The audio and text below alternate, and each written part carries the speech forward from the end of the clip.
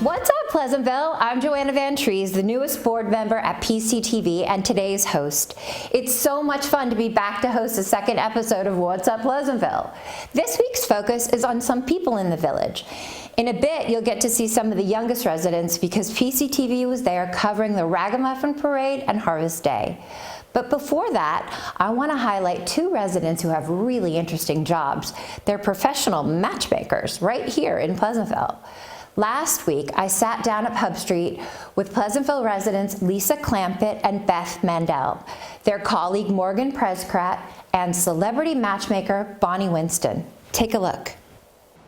So we're here at Pub Street today, and I actually have gotten to know Lisa Clampitt, and she is a matchmaker who lives in Pleasantville. And who knew, but her colleague Beth lives across the street. Beth, we switched seats, Morgan. But they both work for Lisa Clampitt Matchmaking, and this is their friend Bonnie Winston. And luckily for me, they invited me to join them today. Tell me the history of matchmaking, and it seems like, something from like Mulan or Fiddler on the Roof. I know, it's so interesting, but it does relate to right now as well, especially with people who have careers. Mm-hmm. It's a great way to delegate your love life to people who know best. Not in an aggressive way, but in a kind way. We're friends, but also, Do people ask you all the time, hey, oh, you're a matchmaker, can you hook me up? Yeah, absolutely. Yeah, that's a short answer, yes. Okay. Clients. How do you get to know the clients enough to know that there's chemistry? We really get to know our clients very much in depth. We talk to them for hours and hours. We get to know their entire family history, where they're from, what their past relationships are like, who they've dated, what their interests are. It's a deep process, and the better and more open and more vulnerable people are, the better we can help them, mm-hmm. because then we can really understand who they are and who might make sense for them. So it's a pretty in-depth process, but it's very rewarding. You think about the internet and swiping this way and that way and all that stuff. What type of people are your clients, Lisa? So I would say that our clients tend to be really people who have it all, that want it all. High-powered, intelligent people that are there's so many opportunities, but I need someone to help me select who makes sense for my attention. Right. And so we curate thousands of opportunities and narrow it down to the select few. So if someone's sitting in front of you, they're meant to be in front of you. And so if you have chemistry and connection with them, they're a really good match. Well, how many times do they usually have to meet other people for... I know that you're kind of weeding through a lot just because you know each of your... I'm assuming you know the male and female men. Or do you do same-sex couples as well? Or? Well, yes, we do gay male matchmaking. We do women, and we do men, heterosexual. So I would say the most important element is to determine whether someone's a good match for your company and if they're relationship ready. Mm-hmm. And we do a really intensive assessment to determine if someone's relationship ready. So interestingly enough, a lot of people think they're relationship ready, but you go through and understand what are their deal breakers, what are their must-haves. The people with these huge lists and a lot of deal breakers are really not ready. They're putting obstacles in front of them that push people away. So in our assessment, we actually go through specific ideas that we have for them. The more open they are, the more relationship ready they are. Mm-hmm. So it's not just about relationship history, which is normally what people say, oh, are they a relationship person? But it combines relationship history with how they look at potential possibilities that you present or talk to about. So if someone's saying the guy must be 6 feet tall, they must drive a certain car, they must have a certain eye color, they must have a certain income requirement, they must do this, suddenly you're we're not going to be successful. Yeah. The more open you are, the more possibilities there are. And the more you're ready for a relationship. So that's huge. There's a lot of trust, I would imagine, too, that they have to really believe in the process. You've had a lot of success for decades, right? Mm-hmm. Yeah, we've been around Lisa Clampitt Matchmaking's been around for 22 years. Mm-hmm. But part of the the trust is that we go through a really intensive process before we even offer someone a membership. Okay. And so that piece is huge, because if someone's not ready, we're really straightforward and we're saying, I feel like this might not be a fit because there's a lot of work on trust about Right. finding someone. Right. There's a lot of obstacles about what you feel like you want in your life. And so I think that that's huge. And I think as a company, if you're really working with people in partnership to really have the same objective, which is, what do you want? Do you want a relationship? Let's work as a team. You're going to be a lot more successful. And you know that in the process before you even offer them an agreement. Right. I would imagine if they're coming to you, they already have an idea that they don't want to do the other ways of, you know, hanging out at a bar or, you know, being set up or, you know, A lot of Internet. times they're burnt out from like a lot of wasted time and energy of things that are not working. Right. So that's where they come to us, and we're like, my God, if I had a buddy that could like weed thousands of people Right. down to the select few, that's a good deal. yeah. So if you have a budget for matchmaking, it's the deal of the century. It's the best process ever. Well, I mean, it's funny. You spend that much on your education, you know, going to college and whatever. This is a lifetime partner that you're hopefully going to meet through you guys. So I can understand the investment. Yeah. Absolutely. But Bonnie, I hear you're kind of the matchmaker to the stars. Tell me, what about like people that are like, how do you weed out gold diggers? I mean, how do you find the really quality people? So I do work with celebrities. A lot of them are Tony, Emmy, Oscar winning, but you don't have to be famous for us to give you the star treatment. And a lot of these people are targeted, and they are closed, and they have been used by opportunists. And there is we run background checks, and we just base it on our intuition a lot. And we try to weed out the gold diggers if possible. I know it sounds mean, so tacky to say that, but there are men gold diggers too. Yes. It's not just about True. women. Men are just as opportunistic as women. And thanks to Lisa, who really introduced me to some women that she, thought would be a good match for me. In terms of working, I do specialize in working with women more than men, actually. interesting. Yeah.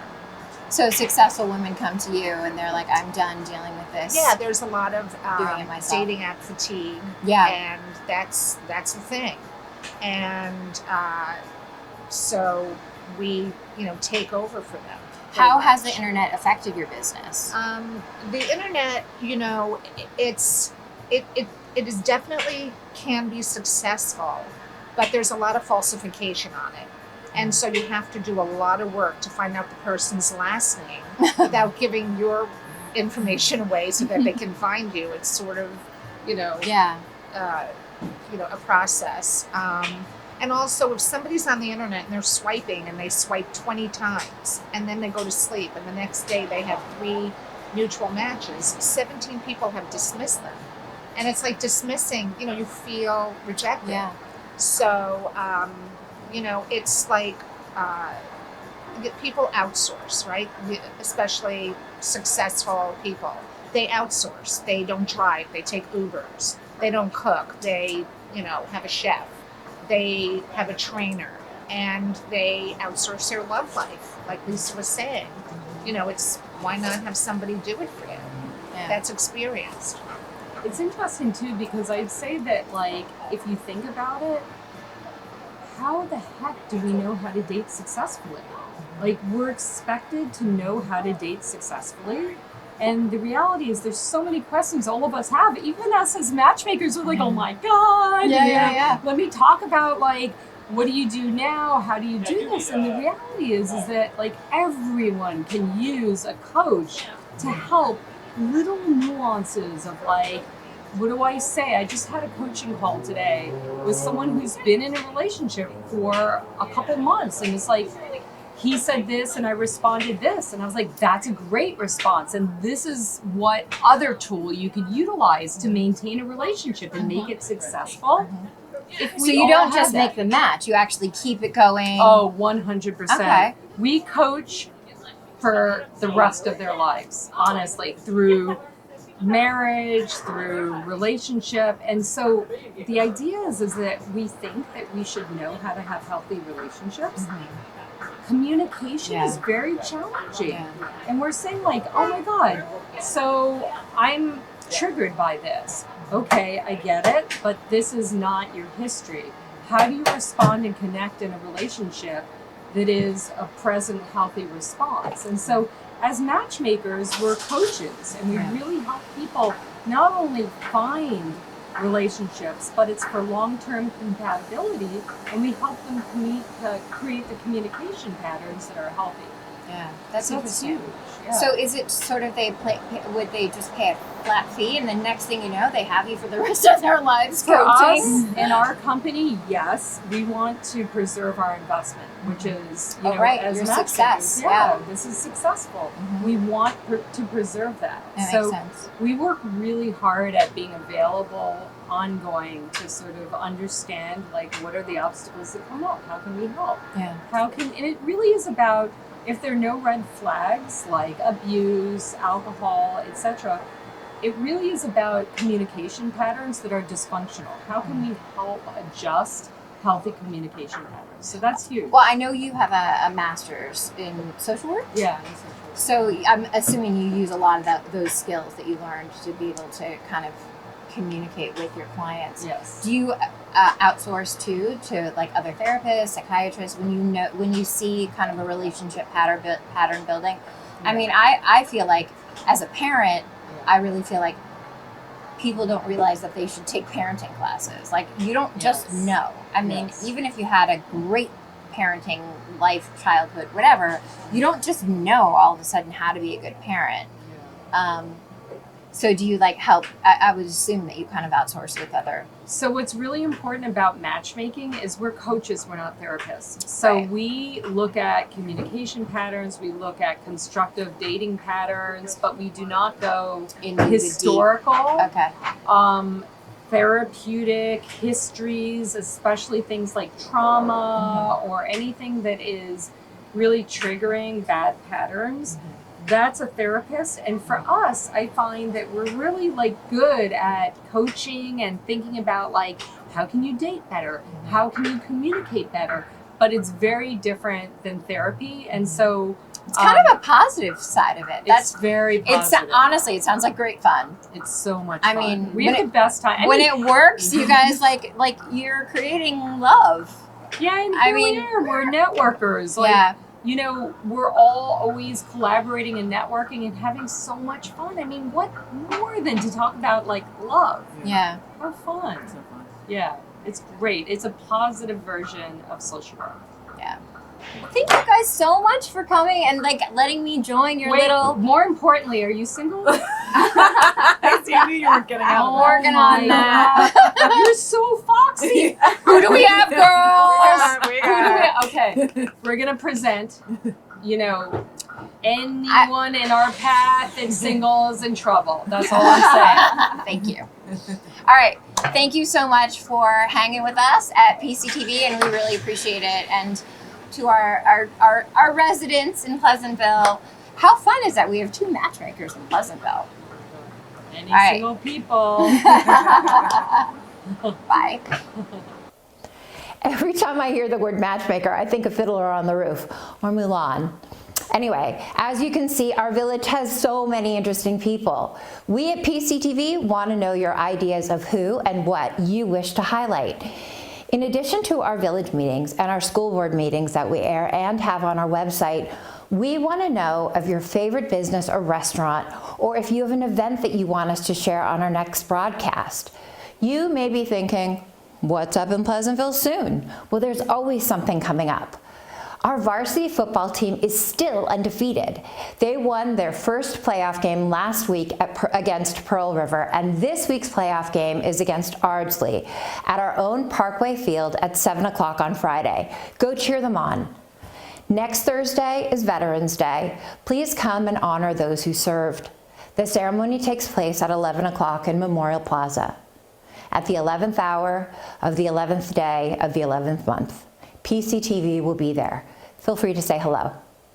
And remember, if you want to try something new at PCTV, like being a reporter or an anchor or a host, or have a special skill you'd like to share, let us know. The only way we can build a community station is if the community joins us. PCTV is your community voice. Feel free to reach out to us and email us, pctv@pctv76.org. And as promised, stay tuned for the adorable Pleasantville kids. Our favorite part about Halloween is dressing up together and going trick-or-treating. Happy Halloween! I'm Lily and I'm a bat.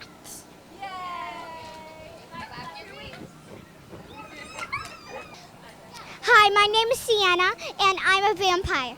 And I love Halloween, and my favorite thing is eating candy and having fun with my friends. Same with me. Hi, I'm Cinderella, and I like Halloween because I get to have candy and trick or treat with all my friends.